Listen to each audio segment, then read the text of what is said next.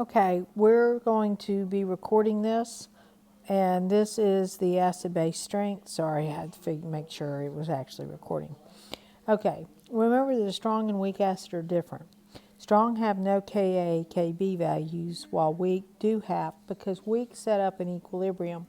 So if you notice, we have equilibriums with weak acids and weak bases. We don't with the strongs, so no K. So if you're told that there's no K value for a species, odds are it's really strong. So that brings us to acid-base strength. It's relative to its ability to donate or accept a proton. Accept, that was right, a proton. Okay, so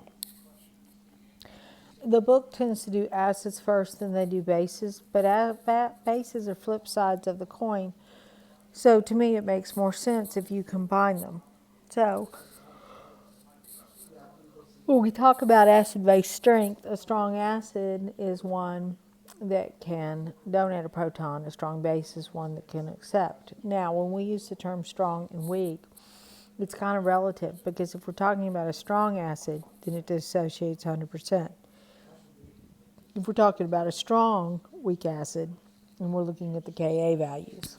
So if we're looking at the Kb values, the greater the value, the stronger the species. And if you're comparing two Kas, then the bigger one would be the stronger weak acid. If you're comparing Kb's, it's the weaker. And so what we have here is, if we have a Ka here, this is 10 to the minus fifth, this one's 10 to the minus fourth. So what we see here is this is actually a larger value. So HF is a stronger acid than acetic. And when we say stronger, they're both weak, but it's relative. So these are strong, weak acids. So what it boils down to is, the stronger the acid or the base, the weaker the conjugate. The weaker the acid or the base, the stronger the conjugate. And this makes sense if you take a minute and think about it. If it's a strong acid, it wants to donate its proton. If it really wants to donate the proton, then it doesn't want it back. Weak acids and bases, on the other hand, are donating or accepting a proton and they're not happy about it, so they really want to get rid of it. So the weak acid, if it didn't want to give it up, then it really wants it back. So it's stronger. So this makes sense if you think about it. So if you're looking at the Ka, once this acid dissociates and we have HC2H3O2, it's going to dissociate into H plus, your conjugate, and the conjugate base, which is this form right here. So if this is a weak acid, then this is a weak conjugate base. And how weak or strong it is based upon the Kb. So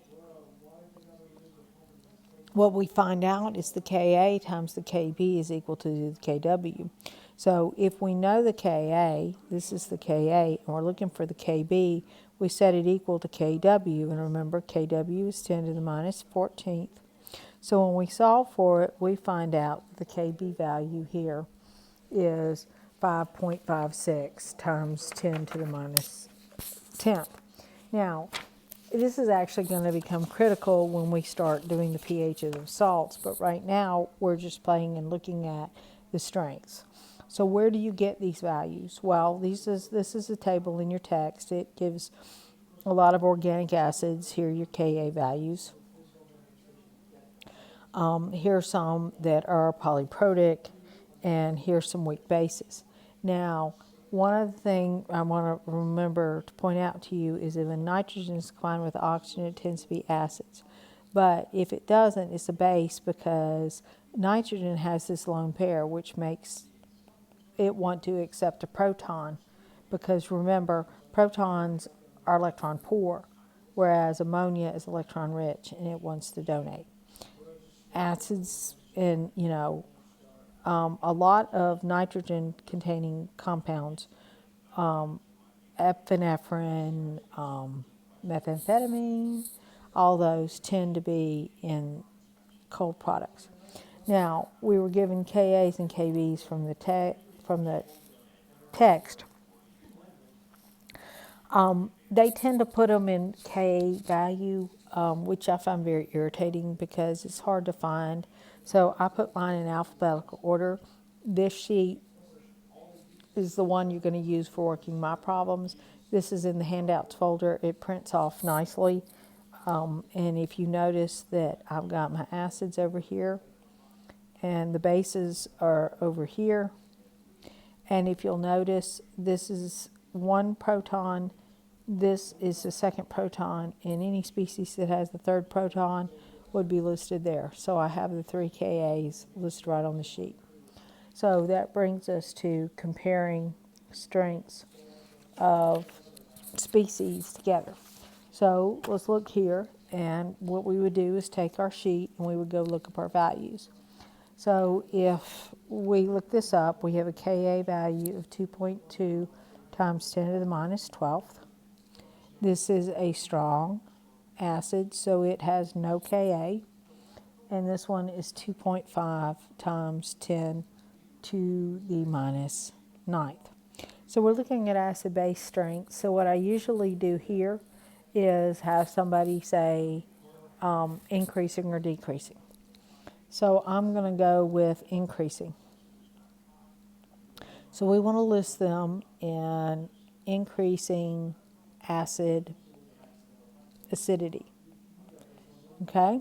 So if that's the case, the strongest acid, so if it's increasing, that means it's low to high or basic to acidic.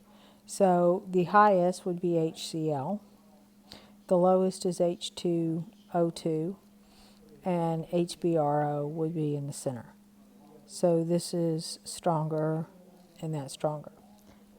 That's really all you do, except you have to look up the values. So you can pause it here, look up the values, and then I will keep working it, and you can check your values.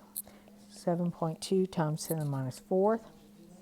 This one is found on the Kb side. It's 1.1 times 10 to the minus 8th. This is water, so that's the Kw. And HF is 6.6 times 10 to the minus 4th. We'll stay with the increasing acidity, so we want the low to the high. So if we look at our list, what's the lowest acid we have here? And you're like, oh, it's 10 to the 14th. No. This is a Kb. This is a Kw, which is intermediate. So our lowest acid is the one that's a base. So this will be down here.